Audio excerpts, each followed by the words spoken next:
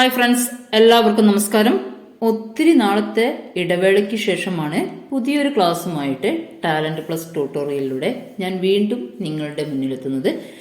ഇപ്പോൾ PT ഉഷയെക്കുറിച്ച് ഒരു ചോദ്യം ഇടാൻ കാരണം 2030 ഇന്ത്യ ആതിഥേയത്വം വഹിക്കുന്ന കോമൺവെൽത്ത് ഗെയിംസുമായി ബന്ധപ്പെട്ട ഒരു ചോദ്യത്തിനുത്തരമാണ് PT ഉഷ.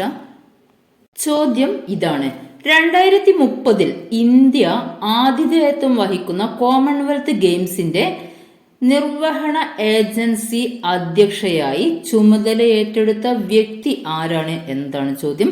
ചോദ്യം ഒന്ന് റിപ്പീറ്റ് ചെയ്യാം. 2030 ഇന്ത്യ ആതിഥേയത്വം വഹിക്കുന്ന കോമൺവെൽത്ത് ഗെയിംസിന്റെ നിർവഹണ ഏജൻസി അധ്യക്ഷയായി ചുമതലയേറ്റ വ്യക്തി ആരാണ്? ഉത്തരം PT ഉഷ. ഈ ചോദ്യവുമായി കണക്ട് ചെയ്ത് നമുക്ക് വളരെ കുറച്ച് ചോദ്യങ്ങൾ കൂടെ, വളരെ പ്രധാനപ്പെട്ട കുറച്ച് ചോദ്യങ്ങൾ കൂടെ പഠിക്കാം. 2030 ഇന്ത്യ ആതിഥേയത്വം വഹിക്കുന്ന കോമൺവെൽത്ത് ഗെയിംസ്, അതിന്റെ വേദി എവിടെയാണ്? ഗുജറാത്തിലെ അഹമ്മദാബാദാണ് 2030 കോമൺവെൽത്ത് ഗെയിംസിന്റെ വേദി. അപ്പോൾ ഒരു ചോദ്യമായി, 2030 കോമൺവെൽത്ത് ഗെയിംസിന്റെ വേദി ഏതാണ്? ഗുജറാത്തിലെ അഹമ്മദാബാദ്. നെക്സ്റ്റ്, ഇന്ത്യൻ ഒളിമ്പിക് അസോസിയേഷന്റെ പ്രസിഡന്റ്, IOA ഇന്ത്യൻ ഒളിമ്പിക് അസോസിയേഷന്റെ പ്രസിഡന്റ് ആണ് PT ഉഷ. ആ ചോദ്യവും ഉത്തരവും സെറ്റായല്ലോ. നെക്സ്റ്റ്, 1930 കാനഡയിലെ ഹാമിൽട്ടണിലാണ് ആദ്യമായി കോമൺവെൽത്ത് ഗെയിംസ് നടന്നത്. ആദ്യമായി കോമൺവെൽത്ത് ഗെയിംസ് നടന്നത് എവിടെയാണ്? 1930 കാനഡയിലെ ഹാമിൽട്ടണിലാണ് ആദ്യമായിട്ട് കോമൺവെൽത്ത് ഗെയിംസ് നടന്നത്. അപ്പോൾ കോമൺവെൽത്ത് ഗെയിംസിന്റെ 100ാം വാർഷികമാണ് 2030 വരുന്നത്. 2030 കോമൺവെൽത്ത് ഗെയിംസിന്റെ 100ാം വാർഷികമാണ് വരുന്നത്. അതെവിടെ വെച്ചാണ്? ഗുജറാത്തിലെ അഹമ്മദാബാദിൽ വെച്ചാണ് 100ാം വർഷം, അതായത് കോമൺവെൽത്തിന്റെ 100ാം വാർഷികം ആഘോഷിക്കുന്നത്. ഇന്ത്യ എത്ര തവണ കോമൺവെൽത്ത് ഗെയിംസിന് ആതിഥേയത്വം വഹിച്ചിട്ടുണ്ട്? 2 തവണയാണ്. ഈ 2030 അടക്കം ഇന്ത്യ കോമൺവെൽത്തിന് ആതിഥേയത്വം വഹിക്കുന്നത്.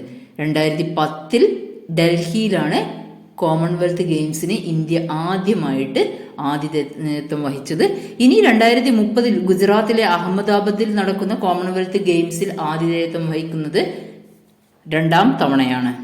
2030 ഇന്ത്യ ആതിഥേയത്വം വഹിക്കുന്ന കോമൺവെൽത്ത് ഗെയിംസിന്റെ നിർവഹണ ഏജൻസി അധ്യക്ഷയായി ചുമതലയേറ്റ വ്യക്തിയാണ് ആര്? നമ്മുടെ PT ഉഷ.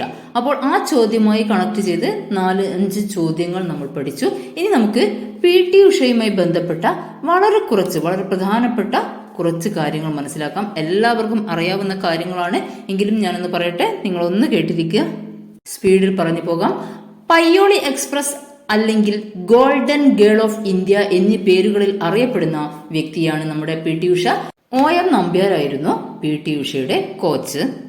PT ഉഷയുടെ ജീവിതത്തിലെ വളരെ പ്രധാനപ്പെട്ട കാര്യങ്ങളാണ് ഇനി പറയാൻ പോകുന്നത്. 1983 PT ഉഷയ്ക്ക് അർജുന അവാർഡ് ലഭിക്കുന്നത്. തൊട്ടടുത്ത വർഷം 1984 പത്മശ്രീയും ലഭിച്ചു.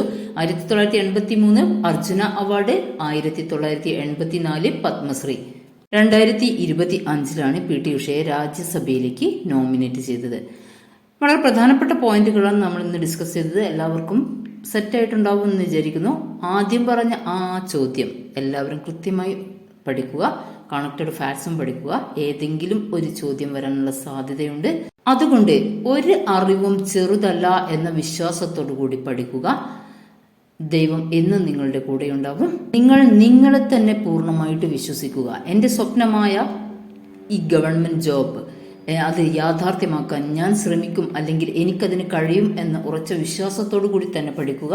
എല്ലാവർക്കും വിജയാശംസകൾ നേരുന്നു. ഇതുപോലെ നല്ലൊരു ചോദ്യമായി വീണ്ടും കാണാം. അതുവരേക്കും ഗുഡ് ബൈ. ഒരു കാര്യം പറയാൻ വിട്ടുപോയി. നിങ്ങൾക്ക് ഈ ക്വസ്റ്റ്യനെ കുറിച്ചും അതുമായി പറഞ്ഞ കണക്റ്റഡ് ഫാക്ട്സിനെ കുറിച്ചും എന്താണ് അഭിപ്രായം, അതായത് ഈ ക്ലാസ്സിനെ കുറിച്ച് എന്താണ് അഭിപ്രായം എന്ന് കമന്റ് ബോക്സിൽ രേഖപ്പെടുത്തുക.